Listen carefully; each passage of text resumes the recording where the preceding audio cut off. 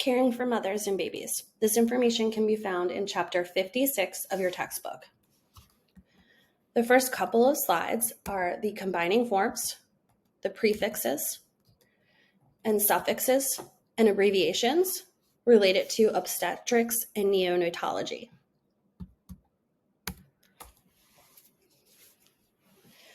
For an uncomplicated vaginal delivery, most mothers and babies stay in the hospital for 24 to 48 hours.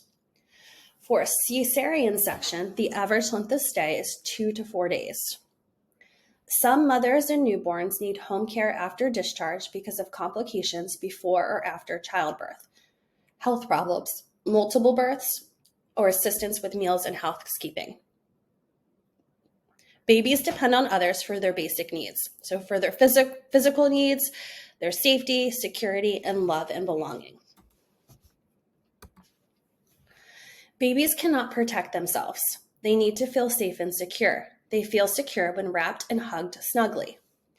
Babies cry to communicate. They cry when soiled, hungry, hot or cold, tired, uncomfortable, or in pain. To promote safety and security, it's important to respond to their cries. So feed them, change diapers as needed, and comfort them. Babies need to be kept warm. When taking care of babies, keep your fingernails short and do not wear jewelry that can scratch the baby. Always keep one hand on a child lying on a raised surface, like a changing table. Do not tie a pacifier around a baby's neck. Use both hands to lift a newborn. Support the baby's head and neck for the first 3 months after birth. Handle the baby with gentle, smooth movements. Do not put pillows, quilts, or soft toys in the crib. Place infants on a firm surface to sleep. Always lay babies on their back to sleep. So these are some pictures of ways to hold a baby. In picture A, it's the cradle hold. Picture B is the football hold. And then picture C is the shoulder hold. And you'll note that in each of the pictures, the baby's head is supported. So this is just some information on car seats and booster seats. So children should be in a rear-facing car seat from birth until age 2 to 4. After they outgrow their rear-facing seat, they move to a forward-facing seat, and they should be in that until at least 5. After they outgrow their forward-facing seat, they use a booster seat until the seat belt fits properly. And then once the seat belt fits properly without a booster seat, they just use the seat belt. Children under 12 must be properly buckled in the back seat, and it's important to never place a rear-facing car seat in front of an active airbag. Cribs and crib linens prevent safety hazards. They can strangle and suffocate the baby. Mattresses, linens, and bumper pads may also pose dangers. So don't use sheets for larger beds on a crib. Do not use sheets that are frayed, worn, or have loose threads or stitching. So for safety, always ensure that the crib mattress is firm and fits tightly inside the crib, that the mattress is covered with a fitted sheet that fits snugly. Do not use bumper pads. Do not place blankets, pillows, sleep positioners, and pillow-like stuffed toys in the crib. Do not place plastic trash bags, dry cleaning bags, or plastic packaging materials under the sheet to protect the mattress.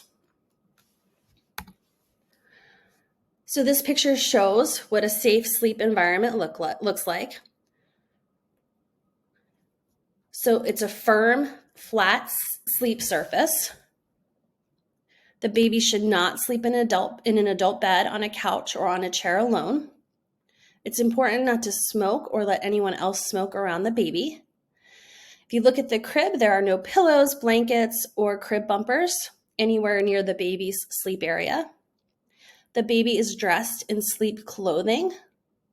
Loose blankets are not used. And then the baby is on his back to sleep.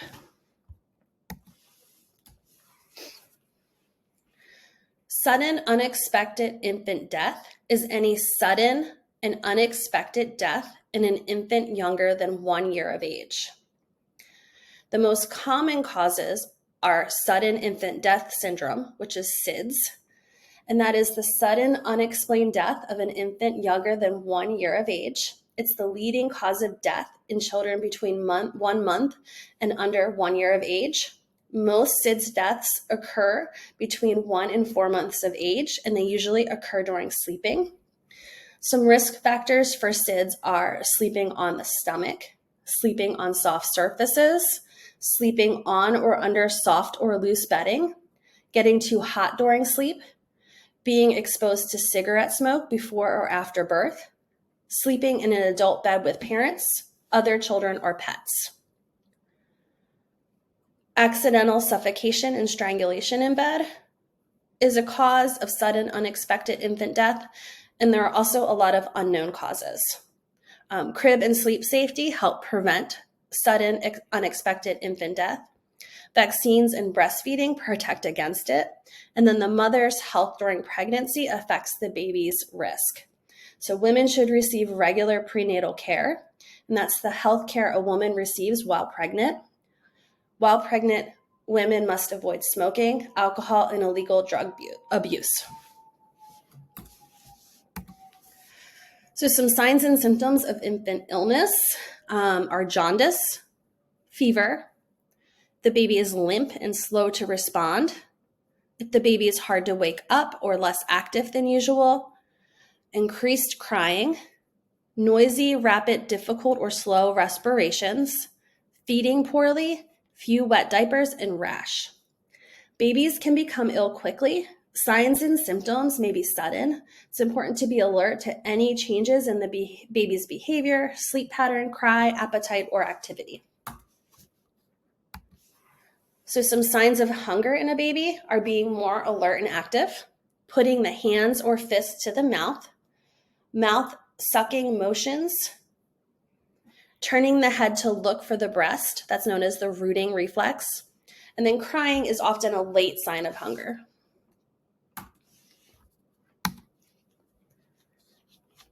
So the baby can feed at the mother's breast, or the mother can pump milk from her breasts and feed the breast milk from a bottle. So babies are usually breastfed every 2 to 3 hours during the first month. So that's 8 to 12 times a day. They're fed on demand. Breast milk is digested faster than formula, so feeding is needed more often. Colostrum is the milk that is formed in the first few days. It's a thick yellowish milk that protects the baby from infection and helps the gastrointestinal system grow and function. Mature milk is typically formed by day 3 to 5. So feeding will end when the baby's sucking slows, the baby pulls off the breast, or the baby is no longer interested in feeding. It's important that the CNA tell the nurse if the mother or baby is having problems breastfeeding and to help the mother with hand washing and positioning. So when a woman is breastfeeding, the baby's weight, elimination patterns, and behavior are all monitored.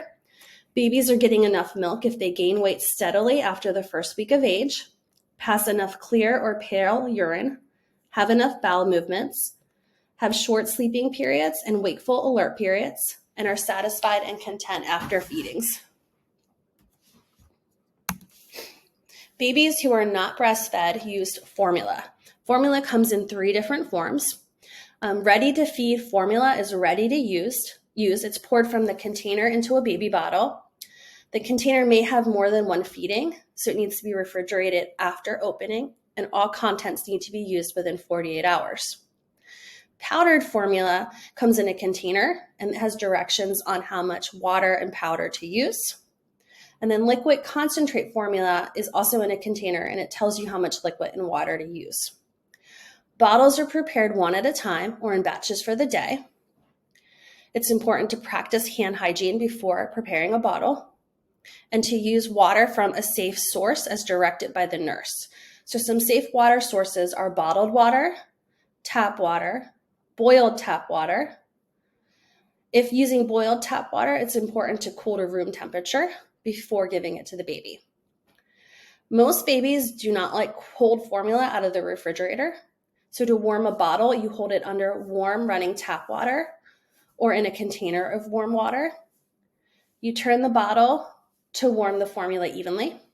And then you check the bottle temperature by placing drops on the inside of your wrist. The formula should feel warm but not hot.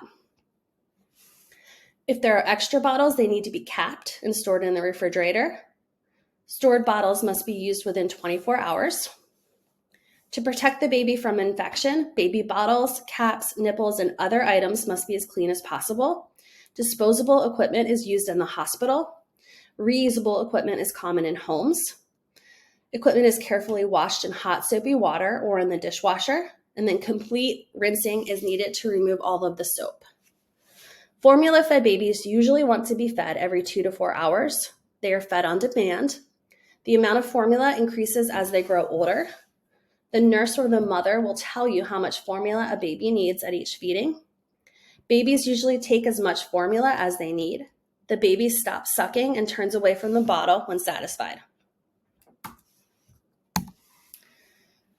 Babies take in air during feedings. Air in the stomach and intestines causes cramping and discomfort. This can lead to vomiting.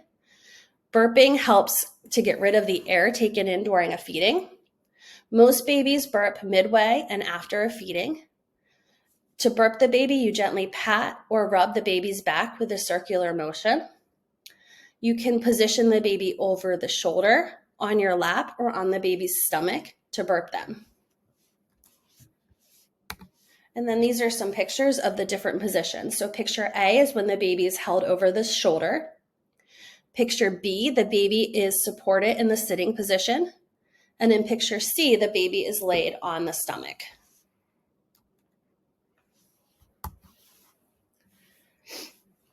So meconium is a dark green to black tarry bowel movement. It's common the first 1 to 2 days after birth. By day 3 to 4, stools are greenish brown to yellowish brown in color and less sticky. By day 4 to 5, breastfed babies have yellow and seedy looking stools. Breastfed babies usually have 1 bowel movement with every feeding. Formula-fed babies have yellow to brown stools, and formula-fed babies may have 1 to 2 stools per day. Babies typically wet 6 to 8 diapers per day. Cloth or disposable diapers can be used. With cloth diapers, the soiled diapers are rinsed, and then they're stored in a diaper pail.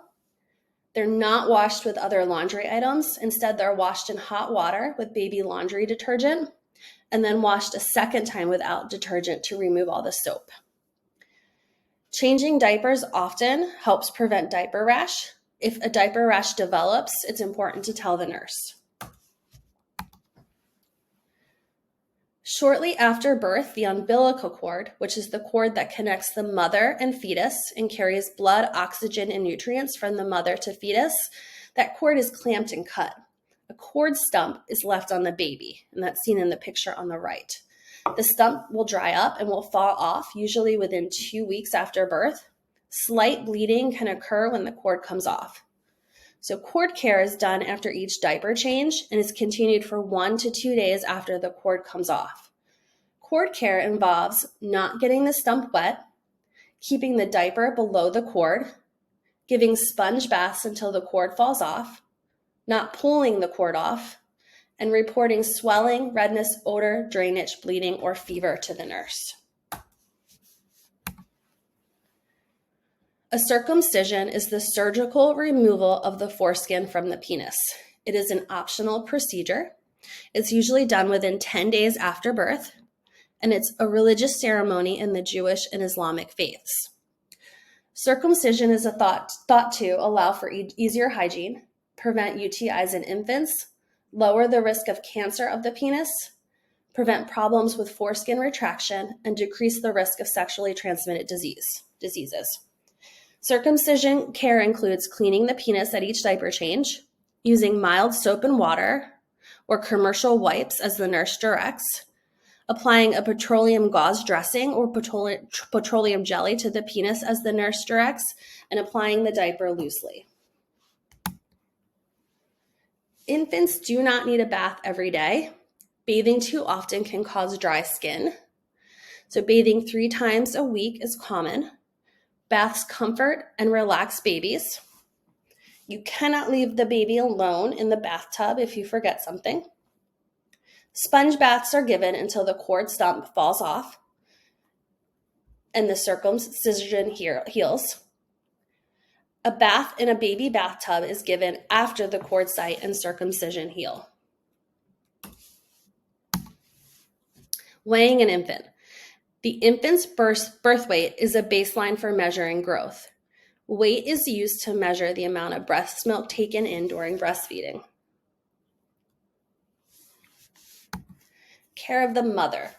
Postpartum means after childbirth. The postpartum period starts with the birth of the baby. It ends 6 weeks later. The uterus returns to its pre-pregnant size. This is called involution of the uterus. If the mother does not breastfeed, she can expect a menstrual period within 4 to 6 weeks. Breastfeeding is not an effective method of birth control. Without birth control, the mother can get pregnant again. Lochia is vaginal discharge of blood and other matter left in the uterus from childbirth. Lochia rubra is a dark or bright red discharge that's mainly blood. It's seen during the first 3 to 4 days. Lochia serosa is a pinkish brown drainage that lasts for about 10 days after birth. Lochia alba is a whitish drainage and it continues for 10 to 14 days after birth. Lochia, or the drainage, will increase with breastfeeding and activity. An episiotomy is an incision into the perineum. The doctor performs an episiotomy during childbirth to increase the size of the vaginal opening for the baby. The incision is sutured after delivery. The doctor may order sitz baths for comfort and hygiene. With a cesarean section, the baby is delivered through an incision made into the abdominal wall. Some postpartum complications are temperature of 100.4 or greater, which can indicate infection, discharge. It's foul-smelling discharge from the vagina or from the episiotomy or from the C-section incision. Bleeding from an episiotomy or C-section incision. Saturating a sanitary napkin within an hour of application. Lochia with large clots, like pain, tenderness, or swelling. Sadness or feelings of depression. Postpartum depression is a form of depression that occurs after childbirth. It can interfere with the mother's ability to care for her child. And then last, breast pain, tenderness, or swelling is also a postpartum complication.